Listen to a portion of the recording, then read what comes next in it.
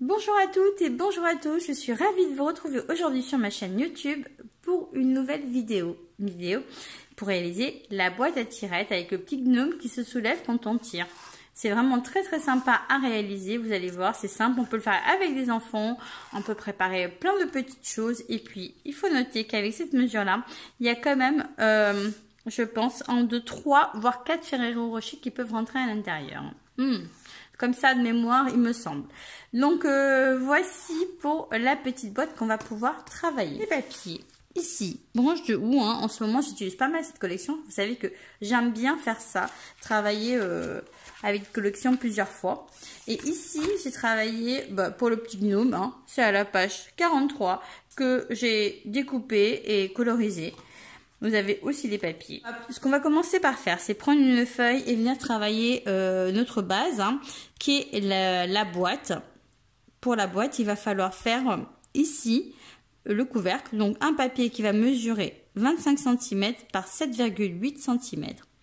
Sur les 25 cm, on va marquer un premier pli à 4,1 cm, 11,9, 16 et 23,8. Ok, une fois qu'on a fait ça sur la partie ici petite, il va vous rester 1,2 cm finalement ici.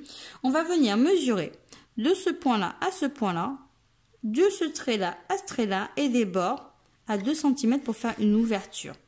Alors, la petite astuce, c'est venir se poser sur les 2 cm ici. S'il y en a qui me disent oui, mais je n'ai pas forcément la réglette ici en centimètres, je peux le comprendre.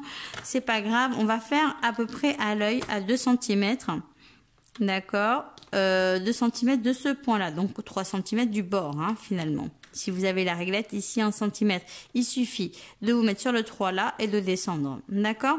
Si vous l'avez pas, vous faites un trait au pif comme ça. Hop, n'allez pas plus loin, d'accord. Vous tournez, vous mettez à l'opposé, tout simplement, toujours à 2 cm du bord, à l'opposé, et on vient, hop, je vais monter le papier, faire à l'œil comme ça, disons qu'on laisse à peu près 2 cm.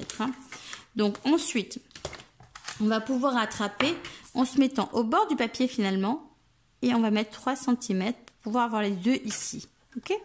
C'est comme ça, c'est beaucoup plus simple pour travailler. Hop.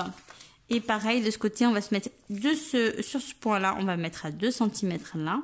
Hop. Et on va venir couper. Hop. On le fait à l'œil comme ça et ça marche très bien. Donc, on ne se prend pas la tête. Voilà. Comme ça, j'ai 2 cm, ici du bord de papier ça fait 3 bien sûr, de celui-ci ça fait 2 et de là ça fait 2 aussi. Donc c'est 2 de chaque bord. Si je plie celui-ci, voilà, on est comme ça. Donc voilà, après il nous suffit de coller ça comme ça. Pour le moment je vais le mettre de côté. Après il nous faut un papier qui fait 15,5 par 15,5 pour la base et on vient marquer des plis à 4 cm tout autour. Donc 4, 4, 4 et 4, ok. Une fois qu'on a fait ça, on va venir se mettre ici à 3 cm, hop, et on va venir marquer, couper plutôt, avec le repère qui est là, de la ligne au-dessus, hop, à 3 cm, pareil, en bas, on coupe jusqu'au trait, hop, comme ça. Pareil ce côté là, oui, j'aurais été plus maligne de le faire directement de ce côté là. Donc 3, hop, jusqu'au trait, on remonte, on se met sur le trait et hop. Okay. Donc voici, on se retrouve avec un truc comme ça. Ensuite je tourne ici et je vais venir couper sur mon trait de pli là directement. Hop. Voilà. Pareil en bas. Hop, je tourne de ce côté-là, je fais exactement la même chose. C'est plus facile pour former ma boîte. Voilà. On a la boîte qui est formée comme ça. Ensuite, on va avec le ciseau venir biseauter légèrement les petits côtés. Hop.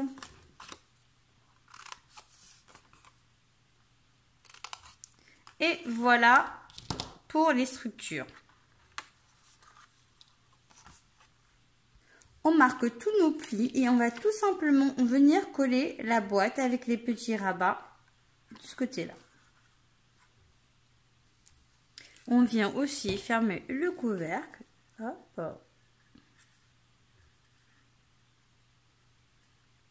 On maintient un petit peu que ça colle bien. On a notre boîte, le tiroir qui est formé, la boîte qui est prête à être emboîtée à l'intérieur. Et on va tout simplement, donc voilà, vérifier que ça passe bien. Prendre un papier, donc pour ça, c'est pour le mécanisme, qui fait 9 par 3,5 cm avec un pli à 1,5, 4,5 et 7,5. Donc on a un premier pli qui se plie comme ça, le deuxième comme ça et le troisième en sens inverse. Ok.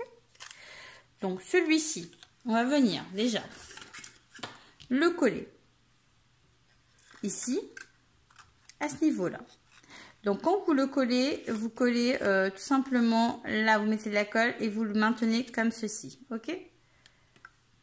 Il est important de faire attention que ça soit bien centré. S'il est collé de travers, ça risque de bugger le mécanisme. Donc voilà. Une fois qu'on a fait ça, c'est collé. Bien sûr, avant, pensez à mettre votre papier design. Hein. Donc celui-ci, on va le baisser à l'intérieur, comme ça. Donc on le rentre à l'intérieur. On va faire glisser le tiroir. Hop. Et on va venir le coller de ce côté-là. Donc pareil, on met de la colle. On met de la colle là et on vient le coller là. Et pour que ça soit plus simple à maintenir, vous allez voir, je vais vous donner une petite astuce. Donc là, on met la colle. On colle comme ça. J'ouvre le tiroir. Hop, je vais marquer le pli. C'est plus facile pour maintenir comme ça. Voilà, on vérifie que ça se tire bien, il n'y a pas de souci. Donc voilà, l'idée pour le maintenir, c'est vraiment de se positionner de cette façon-là et attraper un petit peu. Donc pour le cadre, j'ai besoin d'un papier design qui fait 7,5 par 7,5. J'ai fait un trou à 1,5 du bord, d'accord? C'est ce qui va me permettre de venir se positionner ici. Et j'ai plusieurs papiers qui font 3,6 par 7,3 à coller tout autour. Donc une fois que j'ai collé tous mes petits papiers, donc vous avez vu, j'ai collé à l'intérieur, j'aurais pu le coller avant, c'est pour cacher mes petits rabats, et puis hop, voilà, il y en a partout. Ce que je vais venir faire, c'est que je récupère aussi, quand j'ai découpé mon carré ici, j'ai retiré celui-ci, je le garde de côté, parce qu'il va venir se coller sur un papier blanc qui fait 5 par 5. Donc voilà, ça tombe pile poil à l'intérieur, je le colle, et celui-ci, je vais venir le positionner ici. Alors, pour le positionner, je vais prendre de la mousse 3D du Stampin' Dimensionnel que j'ai posé ici, juste à la hauteur, et celui-ci ici. Ok, j'en mets deux comme ça. Hop, je retire la pellicule et je viens à peu près me centrer. Hop. Je prends un bout de papier qui fait 2 par 8, hein. Je plie à 4 pour l'épaissir et je vais venir le coller à l'arrière comme ça. Donc en fait, ça va juste me permettre de le retirer. Et puis ce que j'avais fait sur l'autre projet, je sais que ça ne sert pas à grand chose, mais comme pour le maintenir un petit peu, je suis venue quand même coller un papier design derrière. Et c'est ce que je vais faire. Alors une petite étiquette tamponnée, hop, ça va aller très très vite. C'est simple, efficace et mignon. Hop. Joyeuse fête, comme ça on prépare les fêtes, puis plus qu'à la coller ici en 3D. Et voilà pour le projet d'aujourd'hui. Elle est terminée, la petite boîte, elle est toute mignonne, elle se soulève, c'est vraiment agréable, c'est sympa. J'adore, je sais pas ce que vous en pensez, mais moi j'aime trop. Donc voilà, je vous mets la petite liste avec le matériel utilisé ainsi que les coupes. Comme ça, vous allez pouvoir suivre plus tranquillement et réaliser le projet.